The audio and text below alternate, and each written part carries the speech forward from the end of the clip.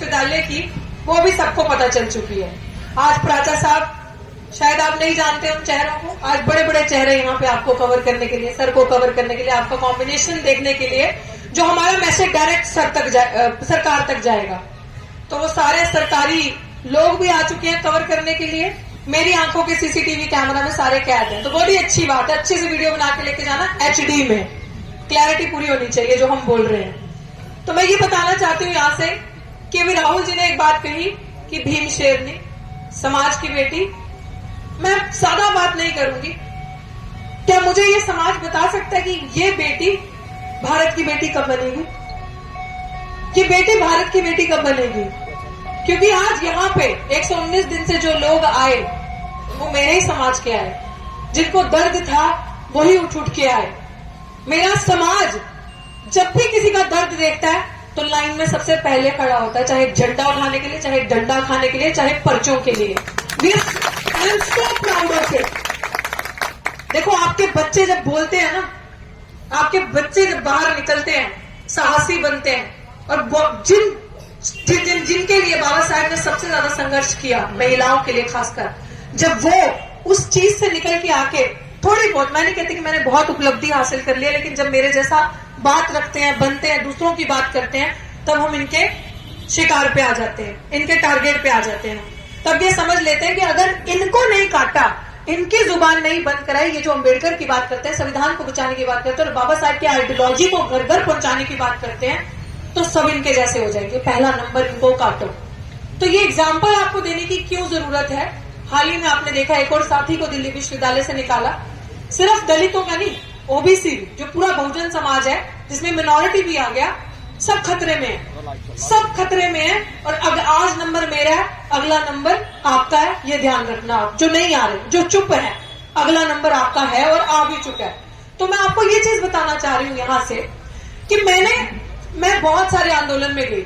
अब हमारी CV जो है ना, वो ये CV नहीं है कि आपने कितनी किताबें लिखी, कितना पढ़ा लिखा, क्योंकि अभी तो हमें मोदी जी ने टाइटल दे दिया आंदोलन जीवी का। हम तो आंदोलनकारी हैं, लेकिन उन्होंने कहा आंदोलन जीवी। अब हमारा अगर कोई ग्राफ देखेगा, CV देखेगा, तो भाई साहब वो ये आएगा कि किया क्या इन्होंने, किस किस के लिए आवाज उठाई, कौन कौन से आंदोलन में गए, जहां पे नाइंसाफी की बात हो रही थी, जहां पे बात हो रही थी आपके हकों का हनन हो रहा था, आपने क्या क्या किया। हाँ, मैं गर्व से कहती हूँ, मैं किसानों के आंदोलन में थी एक मुखर आवाज, मैं CA/NRC के आंदोलन में थी एक आवाज, मैं किसानों के पहलवानों को सपोर्ट देने के लिए गई एक मुखर आवाज बनके। और जब किसानों का आंदोलन हुआ तो मैंने देखा कि मेरा समाज सबसे पहला था वहां पे भागीदारी देने वाला, भारी संख्या में।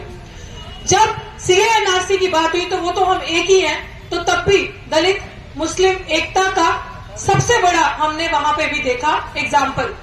जब अभी पहलवान बेटियां वहां पर बैठी थी, तब भी हमने देखा कि हमारे समाज ने एक भागीदारी निभाई और एक बहुजन एकता का जो है संघर्ष का जो एक एग्जाम्पल है वो सेट किया।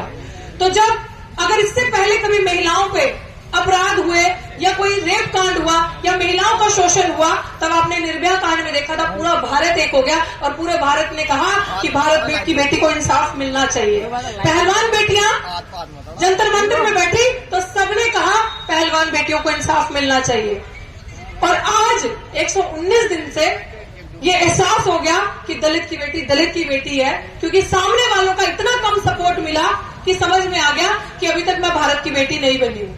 मुझे समझ में ये चीज आ गई कि ये सफर पता नहीं कितना लंबा है। ये दर्द है मेरा जो आज बोल रहा है कि दलित की बेटी भारत की बेटी कब बनेगी, उनके लिए एक सामान्य लड़ाई कब लड़ी जाएगी, उनके लिए निकल के कब लोग आएंगे। मैं इसलिए अपना दर्द बयान कर रही हूँ कि मुझसे, मेरे अंदर बहुत हिम्मत है। मुझे अगर ये 118 नंबर ये ट्रिपल डिजिट 4 डिजिट में भी कन्वर्ट हो गया, तब भी मैं आपको यहाँ बैठी मिलूंगी।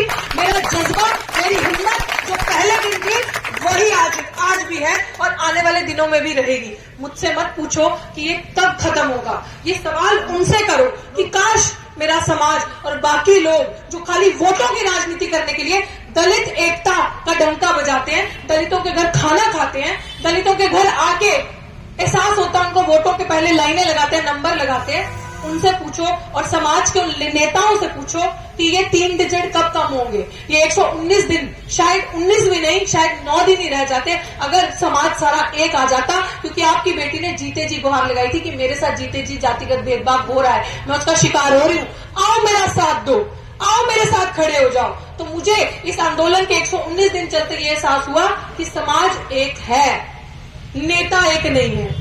नेता जो हमारे कुर्सियों पे बैठे वो एक नहीं है। अब वक्त आ गया है सवाल करने का। अब एक भी इंसान हम में से, क्योंकि प्राचा साहब ने बड़ी अच्छी बात, जब मैंने पहले ये दोहराई तो प्राचा साहब ने कहा कि आप नेता किनको मानते हो, आप नेता। तो मैंने कहा कि सर देख लिया कि जो हमारी बात उठाने की बात करते हैं, जिनके पास लोक बल है वो नेता है, वो लोग कब निकलेंगे कमरों से बाहर। तो प्राचा सर ने कहा नहीं, जो जमीन पे बैठे हैं ना, आप एक एक लोग नेता हो। अब ये चीजें आपके हाथ में है। नेता तो सड़क पे बैठे हैं, नेता तो ये लोग हैं जो जमीन पे बैठे हैं, नेता तो आप लोग हो जो जमीन पे बैठे हो। तो नेता ये लोग हैं। अब सड़क से संसद तक का रास्ता, वहां कैसे घेराव करना है, कैसे अपनी बातें मनवानी की, ये जनता तय करेगी। क्योंकि राजा को बनाने वाली प्रजा होती है और प्रजा लोकतंत्र में सबसे मजबूत होती है, वो हम करके दिखाएंगे। और मैं ज्यादा बातें नहीं करूंगी। मैं चाहती हूँ कि जो मंच पे अगले स्पीकर आए वो मेरी पीड़ा सुनी, सारी चीजें सुनी। मुझे भी इंतजार रहेगा भारत की बेटी बनने का। मैं इंतजार करूंगी कि वो दिन कब आएगा। और मैं ये चीज अंत में कहना चाहूंगी कि जितने भी स्पीकर यहाँ पे आए, अभी एक बहुत बड़े प्रोग्राम की तैयारी हो रही है जो दिल्ली विश्वविद्यालय के प्रांगण से बाहर निकल के और भी लोगों का घेराव करना बाकी है। वो मैसिव लेवल पे होगा। हमारी मीटिंग्स चल रही है, स्टेट वाइज मीटिंग चल रही है, जिलों में मीटिंग चल रही है। मैं आपको उसकी प्रॉपर प्रेस कॉन्फ्रेंस करके आगे की रणनीति बताई जाएगी। लेकिन मैं चाहती हूँ मंजीत भाई, आप जितनी ताकत से आज आए हैं, मैं चाहती हूँ तब जब, क्योंकि अभी तक पानी यहाँ पे है इनके गर्दन तक, तो इनको लग रहा है सांस आ रही है।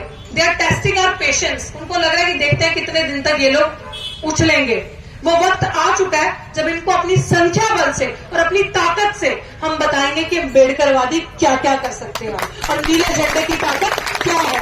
और मैं अपने बीच में बैठे मंत्री जी, जो पहले दिन से पूरा समर्थन उनका रहा है, एडवोकेट राजेंद्र पाल गौतम जी का, पूरे तरीके से। कुछ लोगों को लगा कि उनसे चालाकी करके हम छीन लेते हैं पद और वो उनको खत्म कर दिया जाएगा। आप इंसान को खत्म कर सकते हो, व्यक्ति को, उसके आइडियाज को खत्म नहीं कर सकते। अगर बाबा साहब आज इस दुनिया में नहीं है, अमर है, तो क्या उनके आइडियाज खत्म हुए? उनके आइडियाज आपको हमारे अंदर नजर आएंगे और ये आइडियाज की कोई जुबान नहीं होती, ये कभी खत्म नहीं होगी। शुक्रिया सर आपका। अगले प्रोग्राम की जो तैयारी है सर आपके साथ साझा किया जाएगा। अब वो वक्त आ गया कि सर पानी का लेवल यहाँ तक लेके जा रहे हैं। आई एम बिलीव कि हम वो यहाँ तक आए तो वो भी करके दिखाएंगे। और इसी के साथ आप सबका, एक एक इंसान का, बड़े बुजुर्ग छोटे जितने भी यहाँ आए हैं, आपका शुक्रिया। आपके हाथों में अब ये कि जिस तरीके से रोहित वेमुला गए थे तो हमने सारा इकट्ठे हुए तो बहुत सारे लोग राजनीति करने के लिए आए और बोला रोहित तुझे इंसाफ हम दिलवाएंगे, रोहित पायल गई तो इंसाफ हम दिलवाएंगे, जब यूनिवर्सिटी के चंद्रशेखर गए इंसाफ हम दिलवाएंगे। आगे फिर उसके बाद अभी आईआईटी में आयुष और अनिल कुमार, ये इंस्टीट्यूशनल मर्डर्स, जब आपके बच्चे अच्छे पढ़ते लिखते हैं तो उनको मेंटली इतना हरास कर देते हैं कि वो सबसे पहले आत्महत्या करते हैं या उनसे मर्डर्स, इंस्टीट्यूशनल मर्डर्स करवाए जाते हैं। अब प्लीज ठान लो ये चीज। आज मैं भाषण देने के मूड में नहीं हूं, मेरा दिल लिटरली बड़ा दुखी है। ये चीज ठान लो कि बस अब आपके बच्चे मरेंगे नहीं, अब आपके बच्चे जिएंगे। ये जो दिखावा सरकारें करती है बड़ी बड़ी फोटो लगाने की बाबा साहेब की और उन पे फूल डालने की, मत इस दिखावे से बाहर आओ। हमें दफ्तरों में फोटो नहीं चाहिए, हमें दफ्तरों की कुर्सी पे अपने लोग चाहिए, अम्बेडकरवादी चाहिए। तो मैं यही आपसे कहना चाहती हूँ कि अभी तो ये अंगड़ाई है, आगे और लड़ाई है। शुरुआत इन्होंने की थी, खत्म हम करेंगे। जय भीम, जय भारत।